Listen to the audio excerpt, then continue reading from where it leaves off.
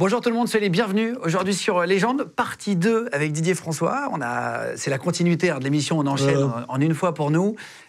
Journaliste, reporter de guerre, tu as été otage par Daesh, tu vas nous raconter tout ça. Tu as commencé l'histoire, mais c'était tellement intéressant. Tes histoires de reporter, comment est-ce que ça se passe? Tu nous expliquais vraiment ton métier de l'intérieur, qu'on voulait continuer plus longuement, et c'est pour ça qu'il y a une deuxième partie. Dans la première partie de l'émission, Didier François, journaliste pour Europe 1 à l'époque, nous a expliqué son enlèvement par Daesh en Syrie le 6 juin 2013, qui a fait de lui un otage pendant plus de 10 mois. On est menotté, main dans le dos, un radiateur séparé dans une pièce.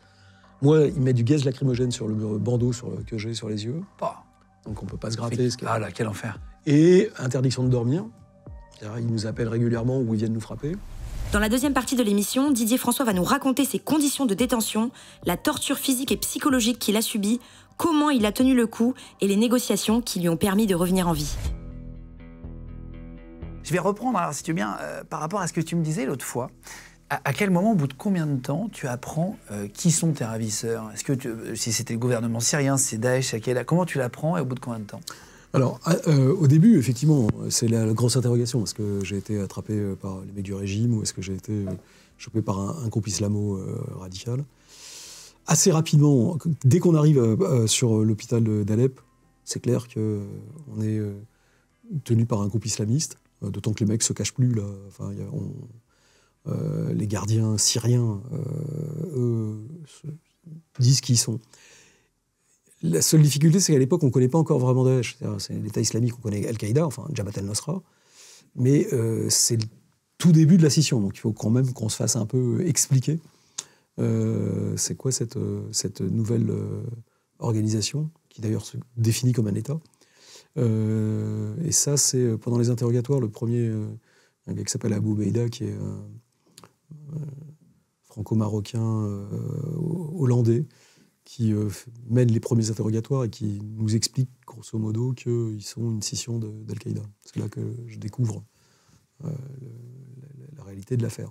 Là, tu le vois avec... genre, ils enlèvent le bandeau, tu vois là... Alors lui, il a toujours... pendant nos déplacements entre les cellules et les salles d'interrogatoire, on a, nous, un bandeau sur les yeux. Là, dans la salle d'interrogatoire, il m'enlève le bandeau, mais lui porte une cagoule. Ah oui, d'accord. En revanche, il y a 3 Syriens dans la salle, dont 2 que je connais déjà, qui, eux, sont à visage découvert. Ok. Tu dis que tu connais déjà parce que c'était avec eux Parce que c'est des gens que j'avais rencontrés dans un reportage précédent. Ah, waouh, c'est vrai? Mais Abou Beida aussi, en fait, je l'avais rencontré dans des reportages précédents en juillet 2012. Et tu le reconnais? Oui. Sous la cagoule? Enfin, tu reconnais sa voix, etc. Là, tu sais que c'est pas bon?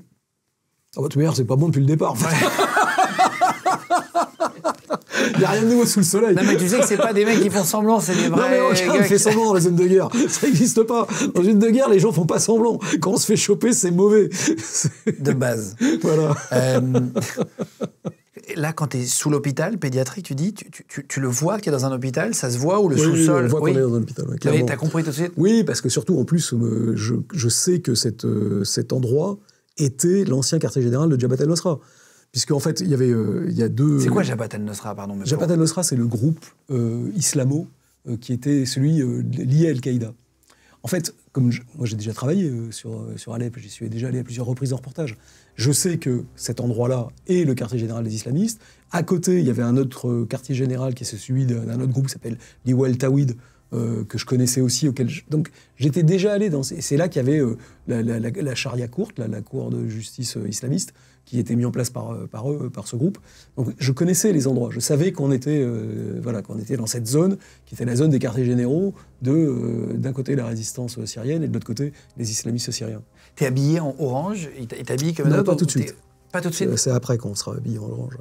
Qu'est-ce qui se passe dans cet hôpital, du coup là, tu restes combien de temps avant de bouger? Alors, dans l'hôpital, on a les premiers interrogatoires, on y est jusque fin août. Parce que c'est là qu'ils vont finalement regrouper l'ensemble des otages qu'ils ont pris en Syrie. À la fin, on se retrouve... Enfin, à la fin, on se retrouvera à 19 otages occidentaux, femmes et hommes. Dans la même pièce, ils vous mettent tous? Non, alors les femmes sont ailleurs. Et nous, dans l'hôpital pédiatrique, on est dans des pièces différentes. Mais on se laisse des messages dans les toilettes. Enfin, Ah, c'est vrai? Ah, waouh. Ok. On va pas trop donner de détails pour pas que ça donne d'informations. Parce qu'on entend bien qu'il y a des... Et puis à la fin, ils nous regroupent dans une même pièce. Et puis, donc, en fait, ils font leur pelote. Ça s'organise, voilà, en fait. Petit à petit, ils font leur pelote. Voilà. Et à la fin, on se retrouve tous au même endroit. Et là, ils nous déplacent dans un autre endroit qui s'appelle Sherjara, qui est un quartier plus au nord d'Alep, où là, ils nous mettent dans le sous-sol d'une fabricant de meubles, et ils construisent une prison autour de nous. On est toujours en sous-sol, en fait. Sur les 10 mois et demi, on sera dans un endroit où on voit le jour pendant 2 semaines. Point. Et pendant 10 tu mois, ne vois pas la lumière du jour. Non. Mais même pour la santé, c'est très mauvais. C'est pas le plus honnêtement, c'est pas un sujet. Non mais rien n'est bon. Non mais c'est même à long terme. Rien n'est bon Manque dans de le vitamines. cochon. C'est ça.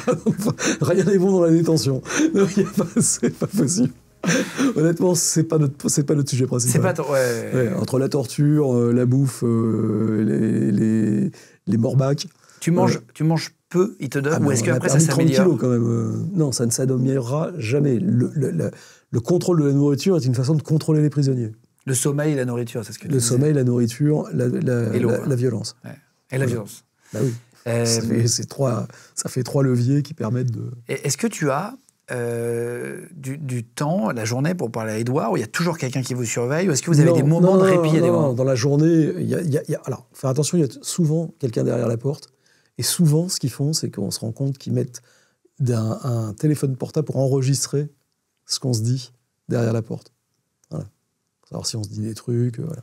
Mais non, on a du temps. On a beaucoup de temps. Et vous faites quoi? Tu lis? Ah non, on n'a pas de lunettes. D'ailleurs, j'ai plus de lunettes, ils ne nous donnent rien à lire. On a le droit de rien lire. Alors, on fait un peu de sport, même quand c'est interdit. On court sur place, etc. Vous interdisez le sport? Ça dépend. En fait, le principe de base de la détention, surtout dans ces trucs-là, c'est qu'il n'y a pas de règles.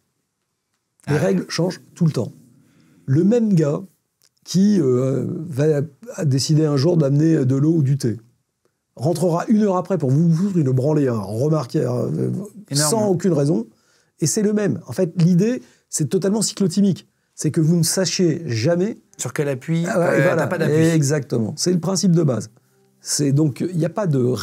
Et la première chose qu'il faut comprendre quand on est pris, c'est que dès la première seconde, on perd sa liberté. On perd...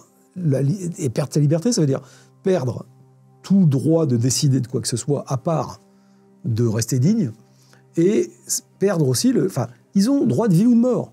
Ils ont le droit de vous torturer, de vous affamer. Voilà. Ils font... Le gars qui vous a pris en otage et a décidé de prendre votre vie entre ses mains, et d'en faire ce qu'il veut. Est-ce que tu as peur de la mort à ce moment-là? Est-ce que tu réfléchis à ça? Quand tu es devant la mort, est-ce que tu imagines... D'abord, je ne suis pas devant la mort. Non, mais tu dois voir des gens se faire tuer ou pas? Oui, ça oui. On entend les gens se faire torturer, parce que ça circule. Hein. Encore une fois, là on parle beaucoup des Occidentaux. Autour de nous, il y a des Syriens et des Irakiens qui sont pris, torturés, égorgés, souvent devant notre porte. Le matin, on est pieds nus, puisqu'ils nous amènent en nous frappant autour de toilettes. Et on marche dans le sang des gars égorgés qu'ils ont fait exprès de laisser devant notre porte. On revient, ils sont là. Voilà, donc il y a une pression psychologique qui est extrêmement forte. Néanmoins, on prend, nous, des coups, on a des tortures, les doigts, etc., mais qui sont des tortures pour nous foutre la trouille et nous tenir, mais qui n'a rien à voir avec les tortures des autres à côté qui, eux, se font tuer. Voilà. Nous, ils nous gardent en vie parce qu'on a de leur point de vue une valeur. Quand tu dis t'es torturé, c'est donc le bandeau, et tu dis sur les doigts, qu'est-ce qu'ils te font par exemple? Alors, sur les doigts, par exemple, c'était avec des... comment ça s'appelle, des tenailles sur les ongles, les coups de bâton sur la tête. Ouais. Non, pas arrachés. Ils s'amusaient à appuyer avec la tenaille jusqu'à ce que ça devienne violet, quoi, puis après marron. Voilà, en appuyant et en faisant croire qu'ils allaient couper. Et ils l'ont jamais fait. Ils ont juste fait tomber les ongles, tous les ongles. Mais ils n'ont jamais coupé une phalange. Voilà. Même si tu sais pas si ça va t'arriver ou pas, parce qu'il fait ce qu'il veut, en fait. En fait, tu sais ça, s'il se dit, tiens, je vais m'amuser là. Voilà. Après, dans les fouilles de cellules aussi, ils nous frappaient, ils s'amusaient à taper sur la tête 40 fois avec un bâton. Ils nous mettaient dans des pneus, voilà, pour nous frapper sous les pieds. Voilà, c'est des choses comme ça. Mais c'était rien, encore une fois, à côté de ce qu'ont vécu les prisonniers syriens et irakiens, qui, eux, n'avaient aucune valeur à leurs yeux. Donc toi, à aucun moment, tu as peur de la mort? Mais je sais, enfin, à partir du moment où je vais dans les zones de guerre et que je vais en Syrie, en pleine guerre, je sais que je risque de mourir. La question se pose pas. Oui, mais quand il est vraiment pris, je pense que tu peux avoir le droit d'avoir peur. Non, mais avoir le droit d'avoir peur est une chose. Mais d'abord, si tu passes ton temps à ça, tu deviens zinzin. Tu deviens zinzin. Enfin, il y en a quand même qui ont assez... Oui, il y en a beaucoup qui ont assez mal vécu leur détention, en partie pour ça. C'est qu'à chaque instant, tu sais pas... Oui, mais sauf qu'en fait, c'est là aussi où il faut être un peu rationnel dans ses approches. Quand tu vas en zone de guerre, tu sais que tu peux mourir. Quand tu te fais choper par ces abrutis, tu sais que tu peux mourir. Donc, ça sert à rien, encore une fois, de se foutre en vrac et de passer la journée à se dire « Oh putain, je vais mourir ». Donc, nous, on s'était dit tout de suite avec Édouard, on ne peut rien faire.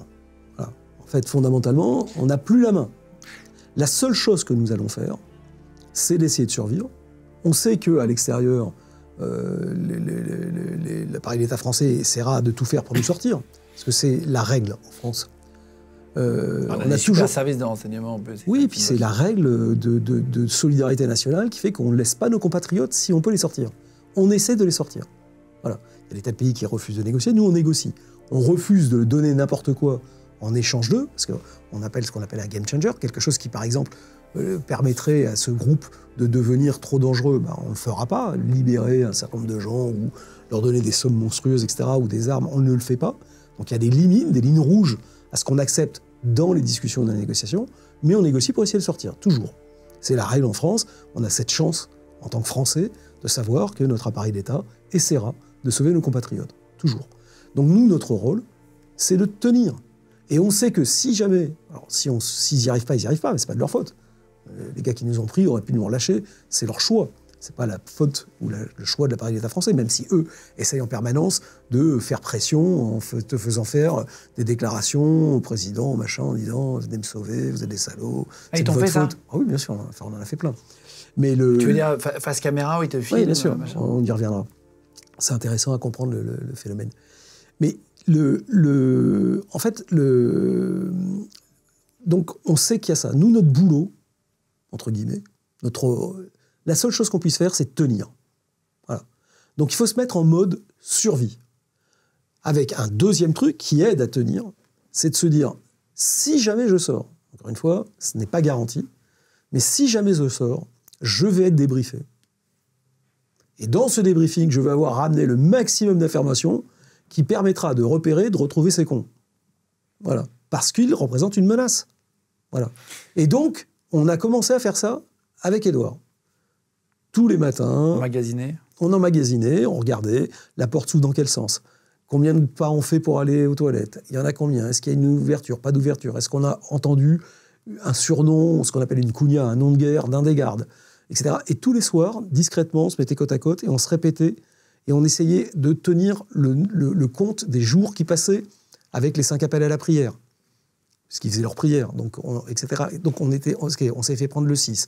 On peut considérer qu'on a passé 4 jours. On est arrivé là et on s'était refait un calendrier. Parce que tu n'as pas la lumière du jour, tu ne sais plus quelle heure il est. Bien sûr que non. Au bout d'un moment, tu perds complètement la notion du temps. En fait, il faut trouver toutes les informations. Où est-ce qu'on est?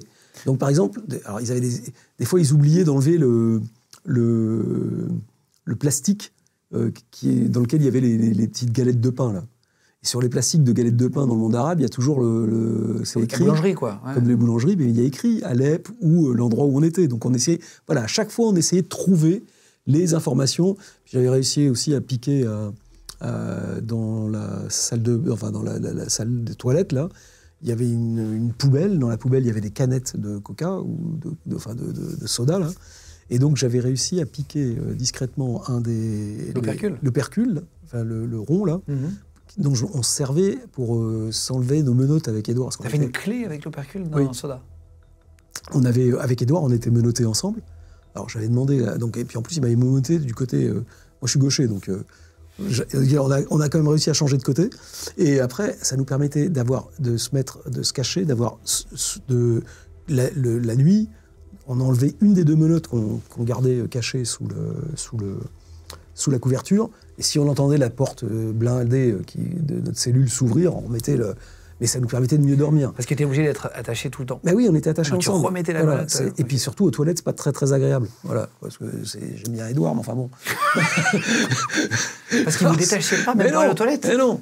Donc, mais quel enfer. Voilà, donc voilà. C'est chaque moment on cachait, voilà, donc c'était voilà, donc le problème étant de cacher la clé pour pas se la faire choper et pas se faire voilà. Ouais, parce que là, tu aurais été frappé encore une fois. Voilà. Ils ont utilisé l'électricité dans les tortues. Oui, ils utilisaient les trucs à vache là. Comment ça s'appelle là, les genres de petits tasers.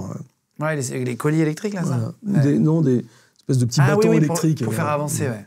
Matraque électrique. C'est ça, les matraques électriques.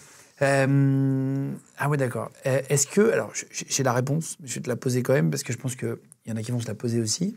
Est-ce que tu as pensé à t'évader et est-ce que c'était possible à un moment donné? Alors, évidemment, on y pense tous. Mais c'est un rêve. C'est un peu comme la balle magique qui te permet de continuer à courir. En vérité, pieds nus, après un certain temps, en orange, sans lunettes, au milieu d'Alep, tenu par qui est une zone de guerre, donc où il y a des barrages absolument partout, sans moyen de communication, si de manière miraculeuse, on réussissait à sortir de la cellule, puis sortir de l'hôpital qui était lourdement gardé, c'était leur quartier général. Hein. Ah ouais, ouais. Bah oui. Puis être dans la ville, qu'est-ce qu'on fait? On va où? Comment? On se fait choper. Enfin, donc. Tu te ferais balancer par les gens. Mais les gens, c'est déjà arrivé d'ailleurs. Donc les gens sur place vous balancent, vous ramènent immédiatement. Enfin. Honnêtement, les négociations ont permis de libérer 80% des otages. Il y a 20% en général sur une tentative d'intervention qui réussissent, sur l'intervention de vive force. C'est pour ça qu'en France, l'intervention de vive force, comme on dit, donc un assaut militaire, des forces spéciales, ne se fait que vraiment s'il y a un danger imminent sur la vie des otages, parce que c'est très dangereux en soi, et pour les opérateurs, et pour les otages. Il y a déjà eu des otages qui ont été tués à ce moment-là. Bien sûr. Et les opérateurs, ne l'oublions jamais. Ah ouais, tout à fait. C'est bien gentil, mais il n'y a pas que les otages. Les gens qui négocient pour vous ou qui viennent vous chercher prennent des risques. Et voilà. Alors, eux aussi sont des risques conscients. Enfin, ils les prennent. Il faut quand même le souligner. Tout à fait, pour sauver des gens. Et non, parce qu'il y a quelques anciens otages qui ont tendance à oublier ça. Ah oui. Mais il ne faut pas jamais. Dommage, faut jamais l'oublier. Et après, c'est pareil, vous n'avez pas de plan de liaison, comment vous allez faire pour téléphoner, dire venez me chercher à tel endroit, bon je vous attends au café chez Marmoud, ça ne va pas le faire. Ouais, c'est compliqué. Donc voilà, donc honnêtement, on regarde toujours si au cas où, sur un transfert, il y a une chance, on passe au-dessus d'un... On peut toujours le tenter. Parce que dans les films, Liam Neeson, il arrive à démarrer l'hélicoptère lui-même et à s'envoler. C'est pour ça que je me permets de demander ça. C'est l'avantage des films. En revanche, une chose qu'on avait avec Edouard, qu'on s'était dit dès le départ. Il y a un moment où la torture... Alors nous, on a eu la chance d'être tenu à un seuil de torture qui était tolérable, de notre point de vue. Après, c'est très variable. Oui, l'échelle est personnelle. En tout cas, en ce qui nous concerne, nous avons considéré que ce qu'on a enduré était tolérable. Nous pouvions le subir. Néanmoins, nous n'étions jamais à l'abri du fait qu'on passe à un stade supérieur où là, c'eût été pour nous intolérable. Et donc, nous nous sommes clairement posé la question de savoir qu'est-ce qu'on faisait à ce moment-là. Donc la question du suicide se pose. Et c'est pas simple, parce qu'eux ne veulent pas que vous suicidiez, parce que vous avez une valeur. Sinon, tu serais plus en vie. Exactement, sinon ils le feraient eux-mêmes. Tant que tu es là, c'est que tu as une valeur. Exactement, soit pour faire de la propagande par les négociations, soit pour faire de la propagande par une vidéo où on t'égorge. Voilà. Et la moitié de ceux qui étaient avec nous ont fini comme ça, égorgés, après avoir été mis en vidéo par le fameux Jihadi John, vous voyez, le gars en noir qui égorge James Foley qui était avec nous. Voilà. James Foley était avec toi? Oui, bien sûr. James Foley était avec nous. C'est un journaliste américain qui a été tué aussi. John Cantley, qui a disparu, que vous avez peut-être vu, etc. Enfin, donc, tous étaient avec nous. Donc, quand on sait que ça peut arriver, et il y en a un seul d'ailleurs qu'on n'a jamais vu sur une image, parce que je pense que lui a dû faire ça, il a dû refuser la mise en scène, il a dû être ou s'est tué ou a été tué avant, parce que Mais on avait donc réussi à piquer et à cacher sur nous une cordelette assez épaisse que j'avais mis moi pour tenir sous ma tenue, comme une ceinture. Mon caleçon, voilà. Ouais. Ouais, mais sous la tenue, je peux Oui, pas la mettre bien dessus. sûr, à l'intérieur. Voilà. Non, mais oui. Et on avait gardé des sacs en plastique. En se Pour disant, si t'étouffer. jamais ça va être trop mal, on se mettra les sacs en plastique, on mettra la cordelette, on la foutra au pied, voilà. Et là, on arrête l'affaire. Mais donc, on s'était posé la question. Et on s'était donné les moyens de pouvoir passer à l'acte au cas où. Nous n'avons jamais eu à le faire, donc on ne sait pas ce que nous aurions fait au dernier moment. Néanmoins, voilà, c'est le genre de questions pratiques que tu te poses quand tu es dans ce genre de situation. Ça, faire des plans, ramener de l'information pour si jamais tu sors. Mais en fait, tu te passes tout. Et puis sinon, le reste du temps, tu te bats pour survivre. Avoir un tour de toilette supplémentaire parce que tu as la chiasse, donc taper à la porte avec des vraies tensions en interne au groupe. Parce que toi, tu dis, moi j'ai la chiasse, il est hors de question que je suis par terre dans mon coin. En plus, après, je vais me prendre une raclée, etc. Donc je vais taper à la porte pour demander un tour de toilette supplémentaire, quitte à me faire frapper parce que ça va énerver les gardes.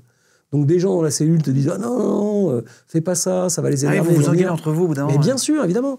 La peur, la tension, la douleur, le manque de bouffe, etc. Tout est réuni pour que... Ils le font exprès pour foutre en vrac au sein du groupe et créer des dissensions. C'est extrêmement dur à tenir sur la longueur. En plus, avec du temps, à rien faire. Tout est sujet de tension. Par exemple, quand Parce que tu as pris 2 olives au lieu d'en prendre une. Enfin, quand vous avez faim, tout compte. Tout compte. Voilà. Y compris le débat sur est-ce qu'on tape à la porte pour demander un tour de chiotte. Oh là là. Quand tu arrives à ouvrir les menottes, par exemple, parce que les autres te disent non... Il y a eu un débat assez violent entre certains d'entre nous. Voilà. Ça arrive. Ouais. Et là, tu es obligé de leur dire c'est comme ça et pas autrement. Ah bah moi, de toute manière, l'affaire était claire, mais voilà, c'est la limite de mon empathie. Quand je suis en mode survie. Toi, t'étais un peu, pas expert des prises d'otages, mais tu avais l'habitude, tu avais déjà travaillé sur d'autres prises d'otages. Alors, j'avais l'avantage, moi, de cette expérience précédente, oui, en Tchétchénie, à Gaza et en Irak, où j'avais été, particulièrement en Irak, assez près, impliqué dans des discussions de libération de prises d'otages, entre autres Cheno Malbiono et Florence Omna et Hassan Hanoun, puisque j'étais en poste là-bas à l'époque, et que, en plus, il se trouve que sur la première prise d'otages, je connaissais le premier chef de groupe qui les avait enlevés, et j'ai obtenu assez rapidement une preuve de vie. Donc, je connaissais parfaitement les règles de discussion et de négociation. Voilà. Et ça aide beaucoup. En fait, le fait de savoir en amont. Et puis, par ailleurs, les gens de l'État islamique, particulièrement la direction irakienne du groupe, connaissaient mon passé. Ah, c'est vrai? Comment tu le sais, ça? Je le sais parce qu'en janvier 2014, le chef, l'émir qui s'occupe, est venu pour en discuter avec moi. Wow. Voilà, en me disant tu nous connais, d'où, etc. Voilà. Et donc, bien sûr qu'ils savent. Mais il ne faut pas croire que c'est des traînes savates. Hein. C'est des organisations extrêmement structurées. C'est une organisation totalitaire qui règne par la terreur à l'extérieur et à l'intérieur, y compris entre leurs propres gardes. Les chefs peuvent se liquider entre eux agréablement. Abu Ubaïda, qui était le premier interrogateur, s'est fait liquider alors qu'il était membre de l'appareil de sécurité interne de Daesh pour être remplacé à l'arrivée d'un nouveau chef qui a pris la main. Donc c'est une organisation qui en elle-même est extrêmement violente. Ils se tuent entre eux. Bien sûr, qui se tuent entre eux, mais comme le faisait le KGB à l'époque des purges staliniennes, c'est la même chose. Ce sont des organisations totalitaires, donc elles fonctionnent comme des organisations totalitaires, ne l'oublions jamais. Donc elles sont islamistes ou bien communistes, mais c'est pareil. Fondamentalement, c'est le même mode de système. Et une partie des cadres irakiens qui dirigeaient Daesh, donc l'État islamique, avaient été issus des services de sécurité des services de renseignement irakiens et connaissaient parfaitement l'ensemble des mesures d'interrogatoire, de prison. Ils ont fait ça pendant des années, ils ont même eu des cours de formation par l'ensemble de leurs partenaires internationaux. Donc c'est pas des enfants de cœur, c'est des gens qui connaissent leur métier. Donc on ne s'évade pas comme ça, c'est une vue de l'esprit, c'est bien, ça permet de tenir, mais c'est un mythe. Donc la meilleure solution, c'est de patiemment travailler à résister, à tenir et à essayer de s'en sortir. Tu étais face à des gens plutôt bêtes, plutôt intelligents? Les deux. Tu as vu les deux? Bien sûr. Les chefs qui parfois sont loin d'être cons, parce que c'est les ennemis que c'est des cons. Bien sûr, c'est pour ça que je te demande. Voilà. Et après, il y avait du garde de base qui pouvait être du bon bourrin Voilà, avec des caractères très différents, des vicieux, des plus normaux. Voilà, des gens. Prenons un exemple. On avait souvent plus de problèmes avec les djihadistes venus de France, d'Europe ou d'ailleurs, qui, pour eux, ont représenté un peu tout ce qu'ils détestaient. On était un peu des ennemis naturels. Et les gardiens locaux syriens ou irakiens, qui, eux, venaient de tribus beaucoup plus conservatrices, traditionnelles, et qui étaient moins qui étaient plus dans une espèce de logique de clan, où ils obéissaient au chef. Et puis, donc on avait c'était très variable, mais dans un système, avec y compris les étrangers, les djihadistes étrangers, qui servaient de garde prétorienne face aux Irakiens et aux Syriens. Pourquoi ? Parce que, étant étrangers, ils ne risquaient pas de rentrer dans des luttes de vendetta entre clans et familles. Donc c'est à eux qu'on demandait de faire les saloperies contre les Irakiens pour ne pas déclencher de guerre civile interne. Donc ils servaient aussi de ça. Ils servaient un peu et c'est pour ça qu'ils étaient tous dans l'organe de sécurité intérieure de l'organisation qui faisait toutes les saloperies au sein de l'organisation et au sein des populations syriennes et irakiennes. Est-ce que ils étaient détestés. Les Français étaient absolument... Les Français et les Anglais étaient détestés par la population locale. Oui. Tu as été otage de Daesh pendant 10 mois. Est-ce qu'à un moment donné, tu as eu une discussion, un rapprochement avec un garde, avec un membre de Daesh, justement, pour essayer de l'amadouer? Ou est-ce que tu as réussi à avoir un moment... On a des moments qui sont... Alors, d'abord, détente, entre guillemets. Alors, des moments détente, il y en a. Parce que les gardes sont ce qu'ils sont. Et puis, c'est des gamins pour quelques-uns. Je prends un exemple, j'avais déjà raconté ça, qui est assez étonnante. Un jour comme ça, quand ils amenaient la bouffe dans la cellule, ils tapaient à la porte, et donc tout le monde devait se mettre à genoux contre le mur sans regarder, et ils déposaient le plateau où il y avait ce qu'il y avait à manger par terre. Et puis quand ils étaient ressortis, on pouvait y aller, et puis ils me disaient, parce qu'en fait, moi j'étais le plus ancien avec ma barbe énorme, j'étais l'émir du groupe, donc c'est T'avais une très grosse barbe à la Libération. Je vous mets une photo là. J'avais une barbasse monstrueuse. Ouais. Le Père Noël pouvait se raccrocher. Donc et un jour donc pareil, tac tac tac, il tape à la porte, les gardes, donc on se fout tout machin. Puis il y en a un qui dit aujourd'hui on vous a amené un truc spécial, donc comme il n'y avait pas assez à manger, il fallait donc le gars me dit bon Didier, toi. Pour cette part, donc je pense qu'il avait amené, je sais pas quoi, du boulgour, d'habitude il nous amenait des espèces de boulgour pourris, enfin les restes de ce qu'il voulait pas. Et il me dit, pour qui ça? Alors je lui dis, donne-le à machin. Moi, je faisais exprès, quand on me demandait, je demandais jamais pour moi. Il me dit, non, c'est pour toi. Je dis, mais non, donne-le à truc. Il dit, non, c'est pour toi. Je dis, bon, d'accord, si t'insistes, c'est pour moi. Et là, je me prends une boule de neige dans la gueule. En fait, ils avaient amené un plateau de neige. Est-ce qu'il neigeait dehors? Oui, il neigeait dehors. Et donc là, on a fait une bataille, une boule de neige à la con. Bon, mais ça arrive une fois sur 10 mois et demi. Attends, tu te retournes, tu prends une boule de neige? Parce que là, t'étais de dos à ce moment-là. Bah oui, j'étais de dos. Là, je me retourne, je les vois mordre de rire en train de... Donc là, j'ai pris de la neige, je leur ai balancé dans la gueule. Enfin, voilà. Mais bon, et là, on a fait une bataille de boules de neige qui a duré une demi-heure avec les gardiens. Mais enfin, une demi-heure, 20 minutes, 10 minutes, j'en sais rien. Donc voilà. Donc ça arrive. Il y a des fois aussi où j'ai eu des discussions, une fois avec Abou Idriss, un des interrogateurs, celui qui s'est fait exploser dans l'aéroport de Bruxelles, justement sur la nature de l'organisation, garçon intelligent et cultivé, ce qui n'empêche rien, sur la nature justement de l'État islamique, la différence entre Jabhat el-Nusra et ça, parce qu'il savait que je connaissais bien aussi le système. Donc ça arrivait parfois. Nemouche est venu me dire une fois que Nelson Mandela était mort. C'est une des rares nouvelles que j'ai eues de l'extérieur. On avait 0 nouvelle de l'extérieur. Mais c'est exceptionnel. Voilà, il ne faut pas croire que parce qu'il arrive des choses humaines, ça devient... Enfin, pour autant, on n'est pas... ça reste des geôliers, et nous, on reste des... Et la torture continue, la faim continue, la privation de liberté continue. Enfin, ceux à qui tu fais une bataille de neige, le lendemain peuvent te taper. Mais c'est les mêmes, 2 heures plus tard. Donc, honnêtement, le syndrome de Stockholm, c'est pas chez moi qu'il faut le chercher. Petite question, comment tu dis que l'État français négocie? On ne rentrera pas trop dans les détails de ce qu'il donne en échange ou de ce qu'il négocie pour pas... Ça, en fait, d'abord, on n'en sait rien. On sait juste... Enfin, on peut rentrer là. Le principe de la négociation, c'est on sauve nos compatriotes. Donc, il faut Ça, c'est le premier principe. Donc, on essaie d'ouvrir un canal de discussion. C'est-à-dire, la première chose, l'État français, avec le service français, avec pour faire simple, hein, va trouver un canal qui permet de discuter, de négocier la libération des otages. Ça veut dire quoi un canal ? Je pose toutes les questions pour que ça soit bien clair. Le canal, c'est un endroit qui va permettre... Le canal, c'est un mode de communication qui a été vérifié et validé pour être sûr qu'il arrive bien aux preneurs d'otages et que les otages sont bien en vie. Ah oui, les preuves de vie. D'où les preuves de vie. Les photos avec le journal, etc. Par exemple. Ça peut être une question qui vient de Paris et où seul Paris et l'otage ont la réponse. C'est-à-dire par exemple, le nom de mon chat.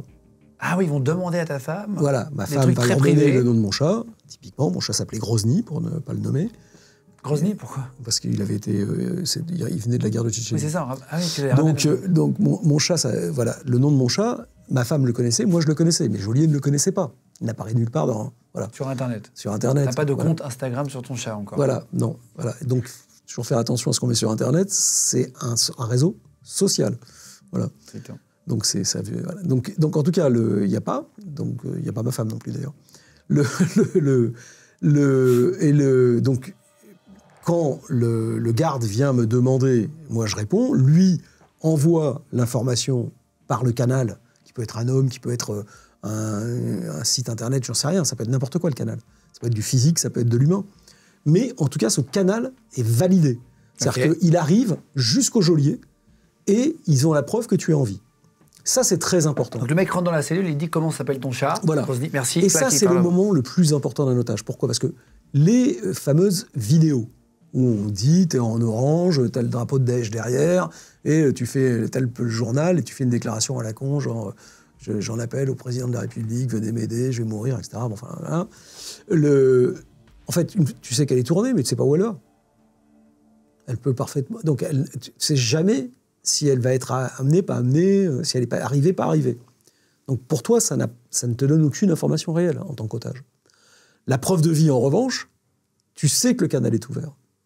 Parce que si on t'a posé cette question, c'est qu'ils ont quelqu'un de l'autre côté, à Paris, qui négocie. Et là, ça change les choses. Parce que tu sais que tu es rentré dans une phase. Qui est une phase. Alors moi, par exemple, il a fallu attendre le mois de janvier pour ça. Donc, juin à janvier. Waouh. Voilà. Ah oui, donc c'est Avant, très long. on a eu des vidéos, tout ce que vous voulez. La première fois qu'il y a eu une preuve de vie, c'est le mois de janvier. Voilà.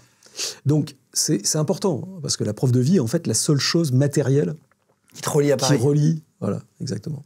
Et donc, c'est ça, la mise en place d'un canal. Après, une fois que le canal est ouvert, ça permet de dire... Bon, alors, donc, les ravisseurs vont faire leur demande. Alors, en général, ça part sur des trucs en vrac, genre 200 millions d'euros, plus la libération de machin, plus des armes anti-aériennes. Et bon, je leur dis, attendez les mecs, flinguez-moi tout de suite, on n'est pas rendu là. Donc il faut attendre qu'ils arrivent. Toi, tu sais ce qu'ils demandent pour toi ? Non, oui, alors ils te disent des trucs. Après, en fait, comme ils te demandent tout le temps, tu sais jamais. Ah, pour dire la vérité. Parce qu'à chaque fois qu'ils te déplacent, par exemple, ils disent on va vous libérer, pour pas avoir de merde pendant le déplacement. En fait, tu finis toujours dans une autre geôle. Ah, ils te font croire. Mais bien sûr, tout le temps. Ils te l'ascenseur émotionnel, il est... Mais tout le temps. Il faut rester ultra calme. Et c'est pour ça que je dis, attention, la seule chose concrète à laquelle on puisse se raccrocher, c'est la preuve de vie. Parce que ça ne peut pas être faux. Tout le reste, c'est du mensonge. Il faut partir du principe qu'ils vous manipulent. Voilà. Tout le reste. Voilà, il n'y a pas de discussion. Après, sinon, les otages, pendant des heures, vont dire « Oh, ils m'ont donné 3 olives aujourd'hui. Ça veut dire qu'on va être libérés. Ils m'en ont donné qu'une. Ça veut dire qu'ils vont nous tuer. » Donc, les mecs partent en vrille. Ça n'a aucun sens. Mais c'est comme ça que ça marche. Donc, en fait, la preuve de vie, c'est ça. Donc là, ils vont commencer des discussions jusqu'à ce que les demandes du groupe de ravisseurs arrivent à un niveau raisonnable, qu'on appelle un starter. Enfin, qu'il soit raisonnable, c'est qu'on pense qu'il va se rapprocher de quelque chose qui est acceptable par les autorités françaises. Que ça soit en termes d'exigences politiques, de libération, de finances, etc., de ce que vous voulez. Mais en fait, le starter, c'est le moment où tu peux négocier. Les négociateurs français vont estimer que le groupe est sérieux pour négocier. Jusqu'avant, c'est des revendications n'importe quoi, c'est pas sérieux. C'est considéré comme ils ne veulent pas négocier pour de vrai. L'autre chose qui est important à savoir, c'est que tous les otages ont la même valeur. Que tous les otages sortent où personne ne sort. Donc s'ils en tuent un pour essayer de faire monter les prix, c'est niette. Ah, ils disent ça. Et donc, tout ça, je le sais. Si tu tues un Français, on arrête de négocier, quoi. C'est ça. J'en ai pouvais toujours. Hein. tuer un d'entre nous, parce qu'ils le font, ils nous disent « Mais t'inquiète pas, c'est pas toi qu'on tuera. » Je dis « Faites ce que vous voulez. Si vous tuez n'importe lequel, on a tous la même valeur. Les négociations s'arrêtent dans la seconde qui suit. » Ça, tu le savais? Oui, bien sûr. Et donc, ils te mettent la pression parfois? Mais bien sûr, en fait, les interrogatoires qu'ils me font, c'est pour ça, parce qu'ils savent que ils avaient vu les négociations avant en Irak, etc. C'est pour vérifier si ce que je dis sur les négociations, je varie ou je ne varie pas. Dans les questionnaires, ils te reposent la même question? Ils reposent tout le temps la même question, et c'est pour ça qu'ils frappent, etc. C'est pour être sûr que, sous pression ou pas sous pression, je dise toujours la même chose. Donc il ne faut pas changer sa version. Il ne faut jamais changer ça. Je vais prendre un exemple. Donc, le premier interrogatoire, les gars font des interrogatoires sur où tu as été, qu'est-ce que tu as fait, etc. Donc, je leur raconte ce que je faisais comme journaliste à Libération. Donc, je leur explique la Tchétchénie, la Bosnie, etc. Et donc, je leur dis les interviews avec Ratab, qui est un ancien le chef d'Al-Qaïda en Tchétchénie, avec des gars en Bosnie, etc. Et là, Nemouche me dit, t'es une grosse merde, t'es un menteur, tu racontes n'importe quoi, tu dis que des conneries, t'es vraiment qu'une sale merde et tout. Et c'était un peu violent. Donc, et je leur dis, mais non, enfin, qu'est-ce que je vous dise d'autre? Parce qu'ils ne trouvaient pas ce que j'avais dit sur Internet. Pourquoi? Parce qu'à l'époque, Libération n'avait pas encore numérisé ses archives. Ah ouais. Et donc, entre le mois de juin... À tel endroit, il n'y avait aucune preuve. Entre le mois de juin, il y avait de l'épreuve papier, mais comme ils n'avaient pas accès au papier, eux n'avaient pas la preuve. Pour eux, il n'y avait pas de preuve. Voilà. Et il se trouve que, de manière miraculeuse, pour des raisons qui m'échappent totalement, Libération a numérisé les années 90 de ses archives à ce moment-là, en octobre 2013. Et donc là, d'un seul, les gars trouvent sur Internet que, en fait, j'ai pas menti. Donc ils continuent de chercher tout le temps. Bah, visiblement. Puisque là, d'un seul coup, et heureusement que j'ai pas changé ma version, parce que là, d'un seul coup, ça change un peu les choses quand même. Parce que là, et donc là, ils commencent à faire des quiz, etc. Et ils se rendent compte qu'en fait, j'ai pas menti du tout. Mais sauf qu'il a fallu attendre octobre, et jusqu'à octobre 2013, c'était un peu chaud patate quand même. Parce que les réponses ne leur suffisaient pas, ne les satisfaisaient pas. Est-ce qu'ils te font les simulacres d'exécution? Oui, ça arrive, mais d'ailleurs, presque dès les premiers jours dans l'hôpital d'Alep, il y a un des gardes qui vient, qui me fout un macarouf sur la tête, et qui me dit « Tu vas mourir ». Je lui dis « Il y en a qu'un qui sait si je vais mourir ». En faisant le la. Mais en fait, pourquoi? Pour une raison simple, c'est que ça n'avait pas de sens. À partir du moment où, encore une fois, on a de la valeur, les exécutions d'otages, elles sont extrêmement scénarisées. Il y aura toujours des chefs, il y aura un drapeau derrière, il y aura des vidéos, etc. Les gars, ils vont pas me flinguer. Enfin, le gars, ça n'existe pas. Donc là, on sait que c'est de la pression. Ils t'ont pas habillé en orange dans le désert? Non, ça non. Ça non, ça ils l'ont pas fait. Ils nous ont habillés en orange plusieurs fois. Ils ont essayé de nous fourrer un peu les chocottes. Ils nous ont fait passer les 4. Alors en plus, c'est ce qui avait d'étonnant, c'est qu'ils avaient fait que 3 tenues oranges. C'était les Beatles, les Britanniques qui avaient fait ça. Ils ont fait passer les 3 autres et moi en dernier pour me faire lire un truc. Donc oui, ils avaient essayé avec le drapeau. Là, pour le coup, ils l'ont fait une fois. Mais voilà, là, comme il y avait cette petite erreur du fait qu'il n'y avait que 3 tenues au lieu de 4, ah ouais. ça nous a paru un peu... Voilà. Et les tenues, ils ont ça d'où? Ils les font eux-mêmes? Pendant nous, on est dans le trou, mais au-dessus, la vie, elle continue pendant les guerres. Les gens y vivent, ils sont là. Oui, c'est ça continue de... évidemment. On a toujours du mal à... Ça te paraît logique, mais je t'assure que c'est pour ça que je te pose toutes les guerres, questions. Les gens, ils vont au marché, ils font la bouffe, ils ont des gosses, ils font de l'école. Il y a donc des couturiers. Donc il y a tout ce qu'il faut, les gars, ils achètent. Nous, on n'a rien à bouffer, mais eux, le soir, ils peuvent aller bouffer des keftas et des brochettes, ou des kebabs où ils veulent. Enfin, c'est pas... Ouais, ça continue. Dans la zone contrôlée par Daesh, il y a des gens... Daesh, au sommet de son califat, il contrôle entre la Syrie et Mossoul, donc entre Alep et Mossoul, il contrôle une zone qui a la taille de la Grande-Bretagne. Et la population... Oui, donc sa vie. Naturelle, ouais. Et c'est comme ça qu'ils font de l'argent, d'ailleurs. Ils lèvent l'impôt, ils trafiquent du pétrole. Donc, c'est pas une question d'argent. On imagine toujours le désert quand tu vois, on imagine toujours... Tu vois, non, mais quand tu nous... Oui, mais fais attention à ça. C'est pas des... C'est urbain, quoi. Oui, c'est urbain. La guerre n'arrête pas la vie. Les mecs sont pas juste des loques-dus en basket, c'est des mecs d'un appareil de sécurité. Voilà, des pays qui ont de l'argent, qui ont des traditions, qui ont... Voilà, c'est pas... Est-ce que tu attrapes des maladies là-bas? Ah oui, ça, on attrape des maladies. Bah, c'est normal, enfin, il y a des conditions de détention sans se laver ou très peu pendant 10 mois et demi. Alors déjà, il y a les morbacs partout. Ouais. Donc on est resté 8 mois avec des morbacs. C'est désagréable. Et tu dis, pardon, tu t'es pas lavé? Du tout? Si, pas du tout, non. On a eu de temps en temps, mais de manière très erratique. On a dû avoir droit à quelques douches en 10 mois? En 10 mois, on a dû en avoir 4 ou 5, ouais. Ah ouais? À tout péter, ouais. Ah oui, donc t'as la crasse, etc. Enfin, c'est rien, honnêtement, franchement, c'est pas le sujet. On dort par terre, on n'a pas de matelas, on dort sur le béton. Mais c'est pas le problème. Le problème, c'est la bouffe. Ouais. Vrai sujet, c'est la bouffe et la flotte. Et les tours de toilette. Voilà, donc là, la première bataille, ça a été pour avoir des couvertures et avoir un pot. Parce qu'en plus, on a des maladies, donc on chie partout.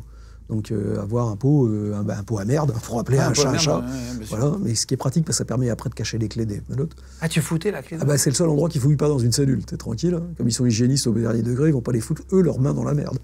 Donc si tu veux cacher quelque chose, tu le caches dans le seau à merde, ça c'est sûr. Waouh. Non, mais c'est... Il faut être pratique, hein, sinon pratique. Ça tient pas. Est-ce qu'ils te proposent de te convertir? Alors, il y a eu quelques-uns des gardiens le faisaient. Il y a d'ailleurs eu un certain nombre d'otages qui se sont convertis, a priori, pour des tonnes de raisons différentes d'ailleurs. Et ça les a sauvés? Pas plus que... Non, la plupart des convertis ont aussi été égorgés. Aucun des 4 Français n'a accepté la conversion. Et les 4, nous, on est sortis. Donc, honnêtement, c'était pas un sujet pour eux. C'était une façon, là aussi, de contrôler, ou alors de gagner des miles pour eux, pour aller au paradis, mais pour les geôliers qui convertissaient. Mais honnêtement, ça n'a pas eu d'effet. Petite question, pendant ces 10 mois, ta famille n'a aucune nouvelle de toi, si ce n'est, j'imagine, le Quai d'Orsay qui doit leur dire que tu es en vie. Mais... Quand ils ont des infos, oui. Mais toi, tu dois y penser. Mais ils n'en ont pas beaucoup. Ils n'ont pas beaucoup d'infos. Non, parce que ce que je dis, la première preuve de vie réelle... c'est en janvier. Oui, pour moi. Après, il y avait un truc qui a été fait en juillet, mais on ne sait pas trop bien par où c'est passé. Donc, en fait, ils ont très peu d'informations. Et puis, c'est au compte-gouttes. Et puis, comme ce canal est important, il est quand même très protégé. Psychologiquement, tu dois penser beaucoup à ta famille. Quand tu dis que tu as du temps, etc., mais tu dois penser, ça doit même te faire plus... tu disais que toi, tu n'avais pas peur, mais tu dois même plus penser à ta famille qu'à toi. En fait, tu sais que tu leur fais... Enfin, voilà, pour eux, c'est dur. Tu sais qu'eux, ils ramassent. Parce qu'ils sont stressés, ils ont peu d'infos, ils ne savent pas ce qui se passe. Ça les fait turlupiner, quand même. C'est normal. Ils ne savent pas ce que tu es en train de subir à ce moment-là. Oui, donc honnêtement, pour les proches, c'est terrible. Mais alors, étonnamment, c'est terrible pour les proches, parce que, encore une fois, ils vivent dans l'angoisse permanente. Donc c'est pour ma sœur, pour mes parents, pour mon épouse, pour mes camarades de travail. C'était assez dur aussi. Pour tes collègues d'Europe 1 les collègues de Libération, de Libé. En fait, la solidarité a été quand même absolument incroyable. Je l'ai vu en sortant. On est quand même dans un pays génial. Les gens sont... je vois alors que les gens ne me connaissaient pas et tout, ne connaissaient pas Édouard, dans les mairies, dans les trucs, honnêtement, on est quand même on vit dans une société qui a cette force. Ouais, je suis d'accord. Qu'on a peu, et ça fait du bien quand on sort de voir ça. C'est pour ça que c'est bien de remettre au pot un peu et de remercier tout le monde. Un autre truc aussi auquel on ne pense pas, parce qu'on dit l'appareil d'État, les services secrets, patin couffin. Les gars et les filles des services, qui ont, pendant 10 mois et demi, mis quasiment entre parenthèses leur vie de famille. De côté. Mais les tensions sont énormes pour eux, parce que c'est un boulot de dingue. C'est des week-ends qui sautent, c'est des réunions de nuit, parce qu'ils ont une info qu'il faut vérifier, c'est des départs sur le terrain. Les gars qui sont venus nous récupérer, ils avaient pris des risques insensés, ils ont failli tomber dans des embuscades. Attends, on va revenir dans donc une minute. Donc l'ensemble, en fait, c'est ça ce dont on ne se rend pas compte, c'est que la prise d'otage, et c'est ça que cherchent à faire ces organisations, c'est pas que l'otage qui l'a subi. Une personne. Ouais. C'est l'ensemble de notre société, en fait, qui est prise en otage, quelque part. Et c'est là-dessus qu'ils veulent faire des effets. La menace de mort, la vidéo, les pressions tout ça, c'est une pression sur nos sociétés, comme les attentats. C'est une façon d'essayer de nous soumettre. C'est une façon d'essayer de nous dire on est plus fort que vous parce qu'on est plus violent que vous et rien ne nous arrête. Et la seule chose qu'on peut leur opposer, c'est notre résilience, c'est la sérénité, c'est la capacité justement à répondre de manière collective sans devenir fou. Ça, c'est important. Et c'est important de le comprendre. Justement, je vais y revenir après, parce que c'est très intéressant sur les gens qui sont battus, etc., pour vous libérer. Tu es libéré le 19 avril 2014, du coup. Tu passes 10 mois. Comment tu l'apprends et comment ça se passe? Alors, c'est toujours compliqué, parce que comme je te l'ai dit tout à l'heure, à chaque fois qu'ils nous déplaçaient... Ils te font croire que t'es là. Donc ça fait 20 fois qu'ils te la font. Oui, alors donc... En plus, bon... J'ai quand même pas tendance à trop les croire. déjà de nature. Est-ce que tu as un indice où tu dis ah. Mais là, il se trouve que, pour des raisons un peu particulières, les Français qui négocient en fait la sortie, notre sortie est celle d'autres Européens. Mais il se trouve que, pour une question d'urgence, finalement, il y a des camarades espagnols, il y a 3 Espagnols qui sont détenus avec nous. Ils sortent avant nous. Parce qu'il y a un petit shift qui se fait. Et eux sortent en 2 fois, alors que nous, on sort tous en 1 fois. C'est ça, les gars, c'est ce que demandaient les Français. Et donc, là, pour le coup, on sait qu'il y a une porte qui est ouverte, en tout cas, ou entrouverte. Donc, à ce moment-là, ça permet de se dire qu'on n'est plus tout à fait dans le truc habituel. La deuxième chose... c'est que d'un seul coup, 15 jours avant le départ, 15 jours, 1 mois avant que les premiers sortent, il y a 2 choses qui se passent. Il y a de plus en plus de bouffe qui arrive pour essayer de nous retaper, et de plus en plus de violence pour que ceux qui sortent racontent, et que donc ça pousse les négociateurs à accepter. Ah oui, d'accord. Waouh. Voilà. Et donc on a ces 2 indicateurs... La bouffe et la violence qui augmentent, qu'on est dans une phase... Voilà. Et donc, en fait, là, ça devient une phase où on voit, effectivement, qu'on sorte. Ils te disent que tu sors, cette fois. Ils te l'annoncent, ils rentrent dans la cellule. Là, tu dis, bon, OK... Non, alors, il se passe 2 autres choses. La première chose, c'est que la veille de notre déplacement... Alors, après, il va encore y avoir 1 semaine, parce qu'il y a un micmac... Mais la veille de notre sortie du groupe, ils font venir dans notre pièce Kayla, qui est une des otages féminines qui a été tuée après avoir été violée par Baghdadi. Donc, ils l'amènent dans la cellule et avec un message. Et là, pour la première fois, on la voit. Et ceux qui viennent, ce sont les Beatles qui viennent faire ça, sont les chefs de tous les gardes.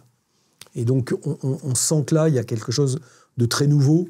Et que donc, oui, effectivement, si on est à ce point... Alors, ils peuvent être extrêmement retors. Néanmoins, voilà, on a quand même là un changement dans les modes d'action, dans leurs modes d'action qui font qu'on peut penser qu'on va sortir. C'était qui, cette femme? Je ne vois pas qui c'est. C'est Kayla, qui est une jeune américaine qui avait été enlevée à Alep, qui était détenue comme otage avec nous. Enfin, ils étaient dans une pièce à côté. Toutes les femmes qui avaient été prises étaient 5 femmes qui étaient dans une pièce à côté. Et Kayla Mueller a été ensuite prise de force comme épouse par Baghdadi qui l'a violée. Et elle est morte, d'après ce que disent l'EI, enfin Daesh, soi-disant dans un bombardement. En fait, on n'en sait rien, mais on n'a jamais retrouvé son corps. Là, quand ils te font sortir, ils viennent te chercher. Qu'est-ce qui se passe? Ta libération?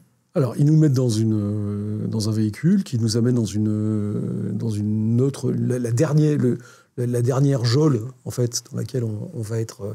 qui, normalement, aurait dû être là pour 24 heures, mais on y reste 1 semaine, à côté de la frontière turque. En attendant que la liaison se fasse, visiblement, pour notre passage. Et là, on reste 1 semaine, dans des conditions là, tout à fait normales. La bouffe n'est pas mauvaise. Ils nous amènent des fringues. Autre que l'orange. Ouais, civiles. Et on est bien traité. Donc là, on sent qu'effectivement, on est bien sur la rampe de lancement. Ouais, t'es dans une meilleure pente qu'avant.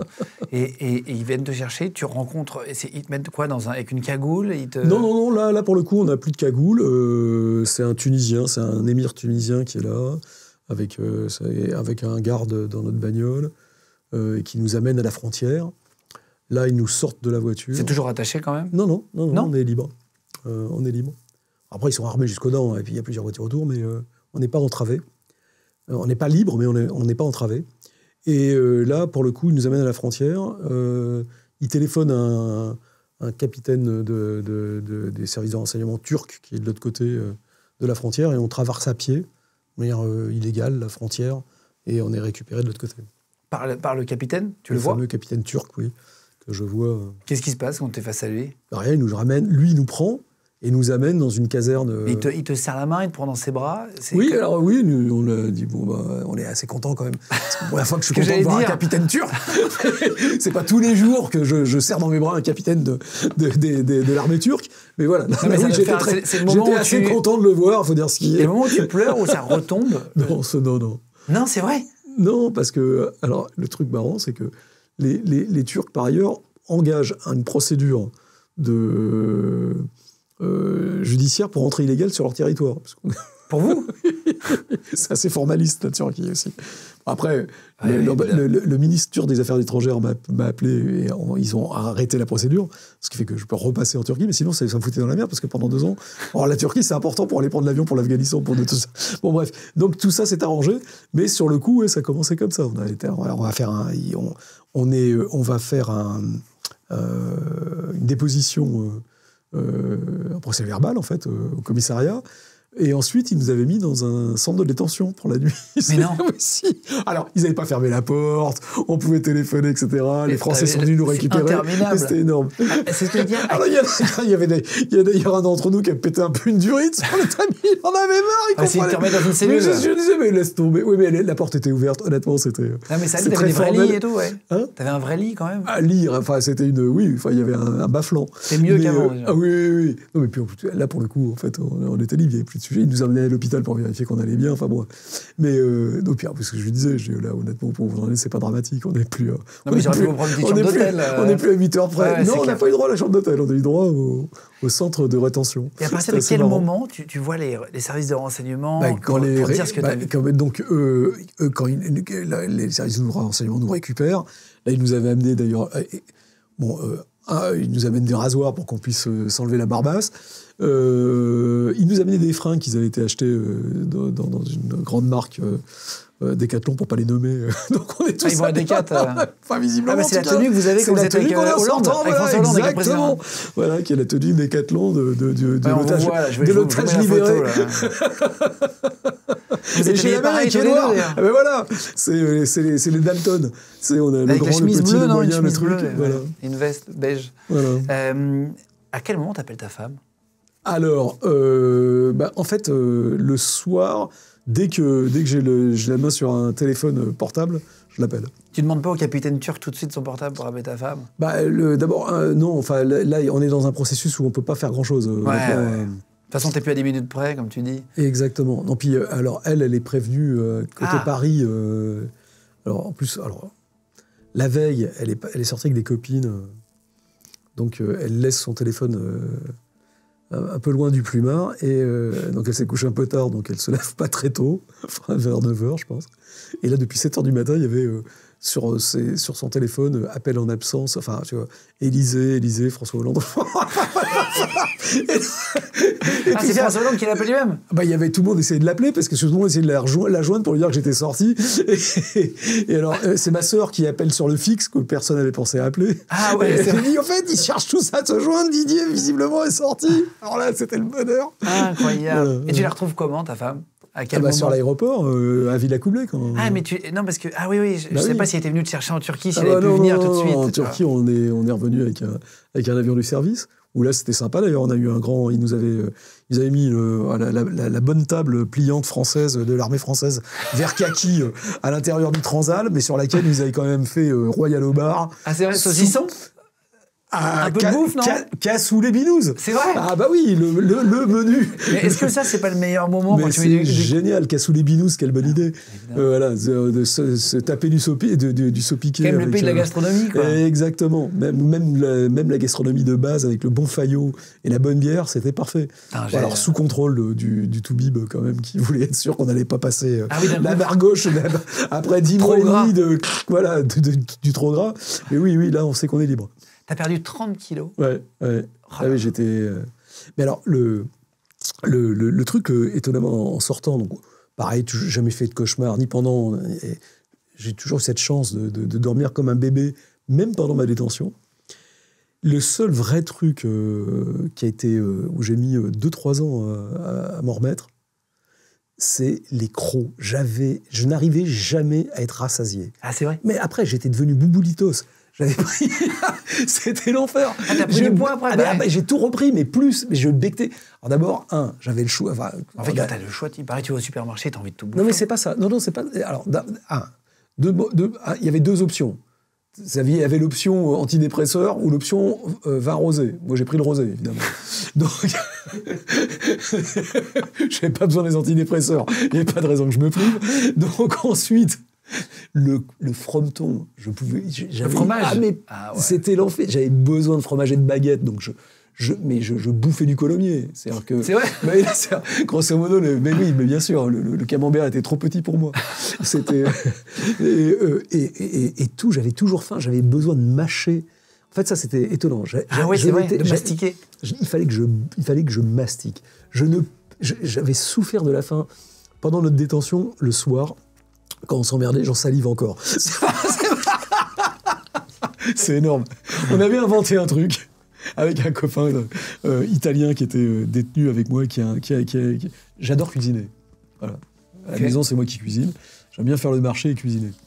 Et Federico aussi est un assez bon cuistot.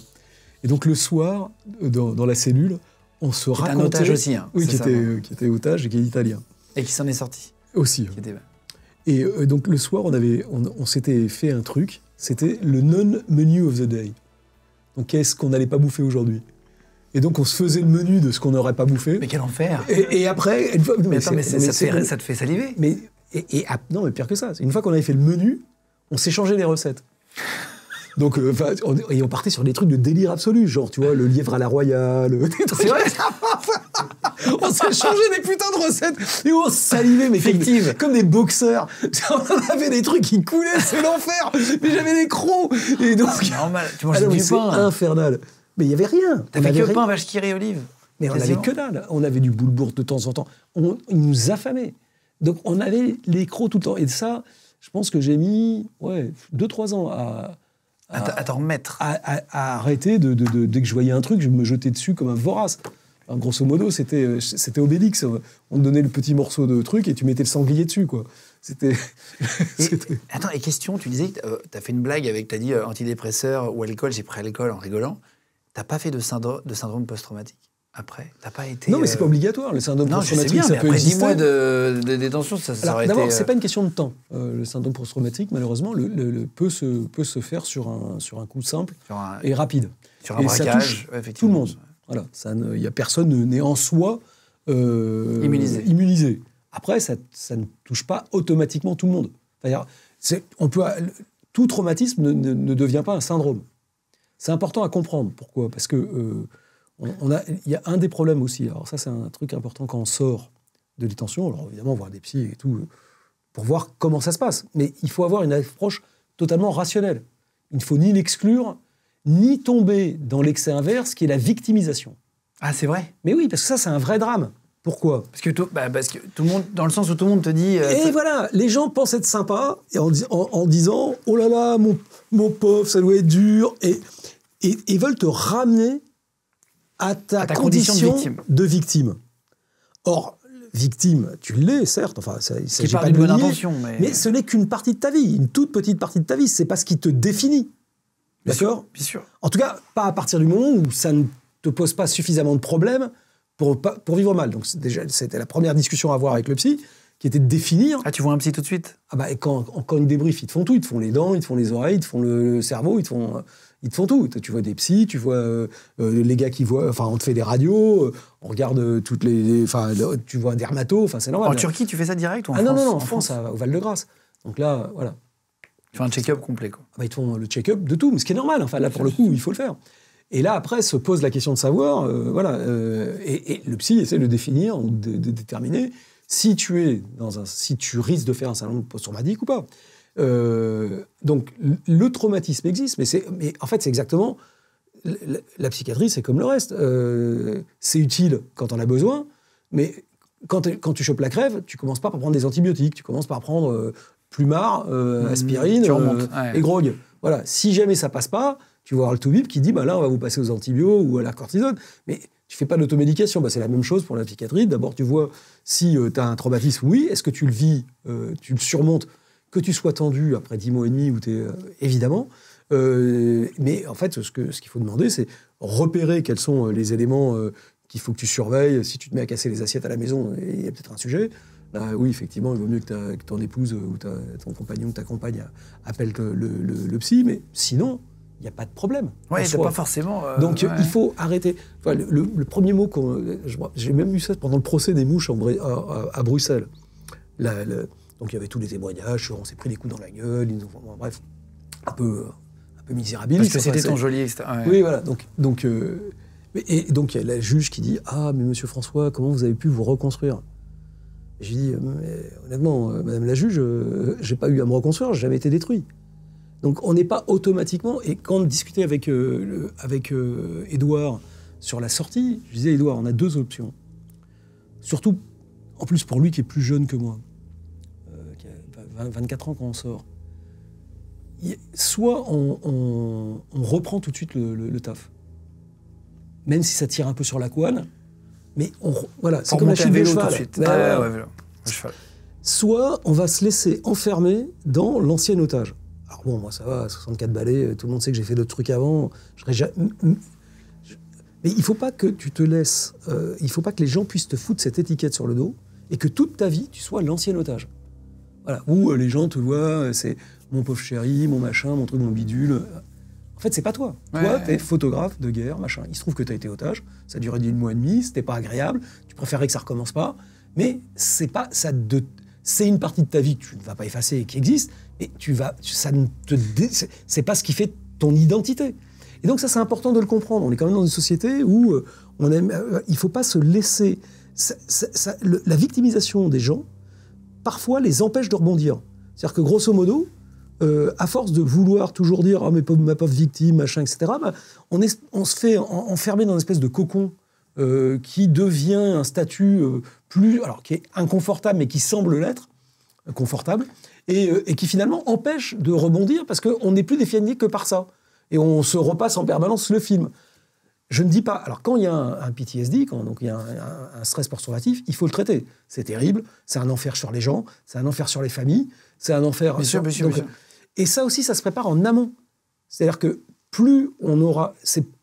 On a tendance à faire un traumatisme long si, justement, on ne sait pas trop bien ce qui nous est arrivé. Si on est surpris, si on se croit trop fort, alors qu'on ne l'est pas. Tout le monde peut avoir un stress post-traumatique. Si on se croit... Enfin, tout ça, mais si on sait, en fait, qu'on a été chopé par des mecs... voilà, enfin, moi, j'ai jamais cru que c'était nos amis, les djihados. J'ai toujours vu ce qu'ils faisaient avant.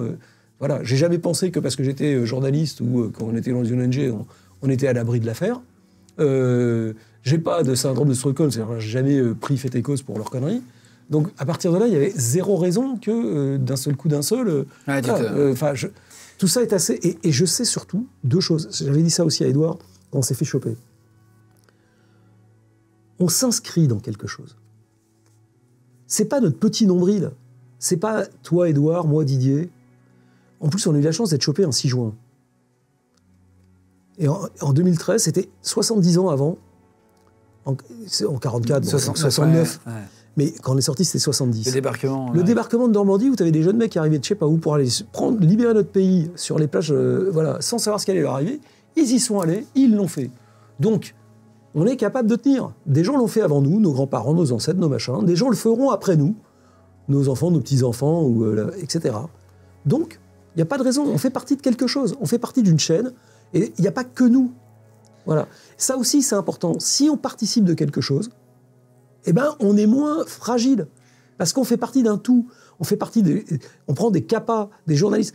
On a le prix Bayeux, des correspondants de guerre, qui tous les ans, au mois d'octobre, réunit l'ensemble des correspondants de guerre du monde entier, des reporters du monde entier, qui viennent à Bayeux. C'est pas un hasard si c'est à Bayeux, d'ailleurs, parce que c'est là qu'il y a justement le musée du débarquement, etc.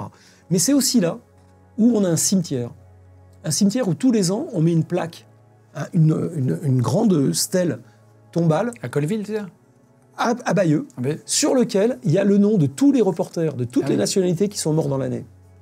Voilà. Et aujourd'hui, par exemple, nos camarades comme Jim Foley sont sur... j'ai amené sa mère et son père, sa famille sont venus. Ça met un sens. Comme Capa avant, comme d'autres avant, des journalistes qui ont été chopés. Et moi, avant d'être chopé, il y avait eu des journalistes français comme Florence Omna, comme Bruno, Jamal Bruno, comme Chénaud. Ils sont tous redevenus journalistes, ils ont tenu, ils nous ont fait la démonstration que c'était faisable. Donc on peut le faire. Il faut toujours se dire ça. D'autres avant nous ont vécu ça ou pire. Donc en fait, l'enfermement, la privation de liberté, le risque, la blessure font partie des risques de la vie. Et en fait, le savoir, l'intégrer, t'aide à t'en sortir. Ça te densifie. Je pense que les reporters, comme les médecins, les pompiers, les militaires, doivent se densifier. On s'entraîne pour faire du sport, on s'entraîne pour se poser des garrots, on s'entraîne pour faire plein de trucs. Il faut aussi s'entraîner la nénette. Voilà, il faut aussi de temps en temps lire. Il faut réfléchir, il faut penser. Ça permet de faire un peu de muscle là-haut. C'est pas si mal. Est-ce que tu as fait des cauchemars depuis ? Non. Alors j'en fais honnêtement rarement des cauchemars. Sur ce sujet-là, je parle. Ah mais non, même en général, je fais quasiment pas de cauchemars. Et alors là-dessus, zéro. C'est du bol. Petite question. Après, j'en sais rien, mais c'est du bol. Si tu m'autorises une petite question personnelle, ouais. Tu retrouves ta femme. Ouais. Qu'est-ce que vous vous dites au bout de 10 mois ? Est-ce qu'elle te dit, là, c'est bon ? Première chose, c'est on devait faire des travaux dans la baraque. Elle me dit non mais attends, j'ai tout arrêté, pas de travaux. Donc, et le deuxième truc, c'est le chat est toujours vivant parce que le chat il commençait à être un peu vieux, il avait 20 ans. Grozny ? Ouais, Grozny. Et il a eu l'élégance d'attendre mon retour avant de mourir 6 mois plus tard. Et heureusement, parce que là, je pense que les deux trucs de front, là, Françoise, elle aurait été... Vous avez un moment quand même, vous vous retrouvez sur le tarmac, vous avez un petit moment avant, en fait... Non, on s'est retrouvés vraiment sur le tarmac quand je descends de l'hôpital. Voilà, Et là, elle a dû relâcher tout. Ah oui, la pauvre, elle s'est fait... Là, ça a relâché quand même fort. Et on est parti quelques jours après pour se reposer. Mais vous avez pris les vacances, c'était ma question d'après, ouais. Bah, on est allé, en fait... au soleil. Bah, on est allé d'abord dans notre baraque dans le sud. Oui, voilà, au soleil un peu. Voilà, ou par ailleurs, on a continué les débriefings, parce qu'il fallait bosser. Donc, oui, d'accord, pour aider. Donc, ouais, mais c'était pas plus mal. On était sur la terrasse à faire nos débriefings. Petite question juste après, mais qu'est-ce qu'il te dit, le président de la République ? Alors, en fait, c'est moi qui lui dis. C'est ça qui est marrant. Parce que, donc, je lui dis, quand je sors, donc on se voit, on se fait la bise, on se met à côté. Et je lui dis, écoute, on a un petit sujet. Tous les mecs qui nous détenaient étaient français ou britanniques. On a un sujet sur les djihadistes. Ils sont bien plus nombreux qu'on ne le croyait. Et ça va être un énorme problème. Ils sont menaçants, leur idée c'est de faire des attentats chez nous, et on commence à discuter de ça. Tout de suite, c'est le premier truc. Voilà, quand on nous voit, la photo où on nous voit à l'écart, c'est de ça dont on parle. Je lui fais un débrief en disant, alors là, on va droit dans le mur, on a un énorme problème. C'était juste avant les attentats, en plus de 2015, c'était 1 an et demi avant. 1 an et demi, ouais, c'est ça. Et donc, voilà, c'est de ça dont on discute. Et donc, justement, le fait qu'il va falloir quand même un peu se mettre à réfléchir à comment on va entraver tout ça. Il te dit de ne pas parler de certaines choses dans les médias pour ne pas donner trop d'infos. Non, le service de renseignement. Alors, eux ne me demandent rien de particulier. En fait, en France, tu es en démocratie, donc tu es libre de coopérer, pas de coopérer, de dire ou de ne pas dire. Personne ne peut t'en empêcher. Après, il y a une responsabilité que tu as, que ce soit en tant qu'otage, que ce soit en tant que journaliste, que ce soit en tant que citoyen. Le fait d'être journaliste ne t'empêche pas d'être citoyen. Le fait d'être otage ne t'empêche pas d'être journaliste. Et je pense que, toujours encore une fois, savoir de quel point de vue on parle. Moi, en tant que journaliste, je dois l'information à mes téléspectateurs, mes auditeurs, mes lecteurs. C'est mon métier. Après, le fait de leur dire les choses pour qu'ils comprennent de quoi il s'agit, leur donner les éléments de compréhension et de lecture, c'est au-dessus de tout. C'est une morale et une éthique que je ne peux pas bloquer, que je suis obligé d'appliquer. Néanmoins, il n'est pas dit que je raconte tout et n'importe quoi à n'importe quel moment. D'accord ? Pourquoi ? D'abord, la deuxième chose éthique qui est importante pour les journalistes, c'est la protection de ses sources et de ne pas mettre en danger les gens dont tu parles. Or, il se trouve qu'à un moment où je sors, il y a encore plus d'une dizaine d'otages sur place. Et que là, il y a des menaces très claires qui sont faites par les geôliers, que si on dit un certain nombre de choses, ils vont soit être torturés, soit tués. Donc on fait attention à ce qu'on est capable de dire. On ne peut pas tout dire. Tu mets la vie en danger. Parce que je mettrai leur vie en danger. La deuxième chose, c'est que je mettrai en danger la vie de nos concitoyens. Puisque quand je sors, c'est ce que je dis au président de la République, on a face de nous des gens ultra déterminés, complètement pétés du caisson, mais qui veulent notre mort, qui veulent nous attaquer. Donc, il est essentiel de repérer qui ils sont et de pouvoir, à partir de nos informations, essayer de les bloquer. Et que si on le rend public, ce que l'on sait, eh ben, on va leur donner des indications qui, là, pour le coup, mettraient en danger nos compatriotes et nos sociétés. Donc, il faut donner suffisamment pour ne pas mentir à nos téléspectateurs et qu'ils comprennent de quoi il s'agit, sans rentrer dans un niveau de détail à ce moment-là. Après, plus tard, la justice... C'est pour ça que... Aujourd'hui, on en parle parce qu'il y a une grosse... Mais parce qu'il y a 10 ans qui sont passés, parce qu'il y a le temps judiciaire, il y a le temps de l'information de base, il y a ce qu'on appelle le renseignement, ce qui est différent de l'information. On a un exemple. L'intention politique du Hamas en tant que mouvement islamiste palestinien, c'est de l'information. On en traite. Le 06 de Yahya Sinwar, qui est le patron de la branche militaire du Hamas, c'est du renseignement. Ça n'intéresse en rien les auditeurs. D'accord ? Et la troisième chose qui est importante à comprendre, c'est pourquoi est-ce qu'il y a un secret de l'instruction en justice ? C'est que justement, le temps n'est pas le même. Le temps de la justice est plus long. Évidemment. Il va falloir pouvoir... Et là, on arrive à la fin de ce temps de justice, puisque les différents acteurs, et entre autres les terroristes, ont été soit tués, soit désormais sont en prison avec des peines de perpétuité, parce que ce travail a été fait. D'accord ? Et donc, maintenant, il y a des choses que l'on peut dire sans mettre en danger et les otages, qui, pour malheureusement, la moitié sont morts, ou nos populations. Par ailleurs, on n'a pas pu empêcher tous les attentats. Et donc, il faut bien comprendre ça. Je n'ai jamais menti. Je n'ai jamais empêché nos auditeurs de comprendre quelle était la nature du danger. Je n'ai pas tout dit, parce que je pense que ma responsabilité de citoyen et de journaliste faisait qu'il y a un rythme à ce que l'on révèle et il y a une responsabilité à ce que l'on dit. Pour autant, maintenant qu'on peut, eh ben, on donne l'ensemble des éléments supplémentaires. Mais je ne pense pas que ça change grand-chose à la compréhension de départ. Mais c'est important de le dire. Parce que sur Europe 1, j'ai vu que tu ne répondais pas à toutes les questions, évidemment, parce que c'était trop tôt. Thomas, par exemple, Soto, quand j'arrive, me pose des questions. Je lui avais dit avant, il y a des questions auxquelles je ne te répondrai pas. Après, il fait son métier, lui, d'intervieweur. Il le fait bien, parce que c'est un bon intervieweur. Donc, il me pousse pour que je lui réponde. Et je le renvoie péter un peu sèchement. En plus, ouais. Mais ce qui est normal aussi, moi, je suis dans mon rôle de donner suffisamment pour comprendre l'ampleur et la nature du danger, sans donner trop, pour ne pas mettre en danger l'enquête. Voilà. Ils sont devenus quoi, les djihadistes, à part Medine et Mouche et ceux qui se sont fait exploser à l'aéroport de Bruxelles? Les autres ont été retrouvés? Alors, sur les 3 Britanniques, les 2 Beatles, il y en a un qui a été tué dans une frappe de drone en Syrie, et 2 autres dont j'ai témoigné à leur procès à côté de Washington en octobre dernier, qui ont été chacun condamnés à perpétuité, comme Nemouche en Belgique. Et pour les autres, ils sont tous soit tués, soit en prison. Aujourd'hui, tu es à la retraite. C'est toi qui m'as dit. Ouais, c'est vrai, je suis à la retraite. Je suis retraité depuis... On dirait pas, parce que je sais alors, que tu officiellement, je suis à la retraite, mais alors voilà, maintenant je bosse comme consultant, mais parce qu'à cause de la guerre en Ukraine et puis de Gaza, donc j'ai un peu repris le collier, parce que LCI m'a demandé de leur filer un petit coup de main et puis d'appuyer les jeunes reporters qui sont là-bas. Mais oui, j'avais pris ma retraite à mes 62 ans, donc en janvier 2022. Mais c'est une retraite, disons, active. Petite question, est-ce que tu as eu des enfants? Non. Je n'ai pas demandé. C'était un choix parce que c'était trop dangereux? Honnêtement, 9 mois par an pendant 30 ans, je n'étais pas à la maison, donc wow. honnêtement, c'était un peu compliqué. On a fait ce choix à deux d'éviter que je ne sois que le père amenant par-ci par-là des cadeaux et redisparaissant. Qu'est-ce qu'on peut te souhaiter pour la suite?